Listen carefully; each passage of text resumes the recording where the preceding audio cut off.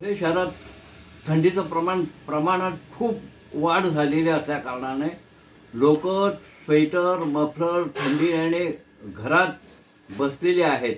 तरुण मुलं मात्र नदी किनारी म्हणा किंवा सकाळी पहाटे उठून जॉगिंगला जात आहेत, रनिंग करण्यासाठी जात आहेत। एवढं थंडीचं प्रमाण वाढले आणि हे गव्हासाठी अतिशय चांगलं आहे। परंतु थंडीमुळे लहान मुलांना आणि जे वृद्ध आणि ज्येष्ठ नागरिक आहेत त्यांना मात्र खूप त्रास होत आहे। त्यांनी काळजी घ्यावी अशी मी विनंती करतो।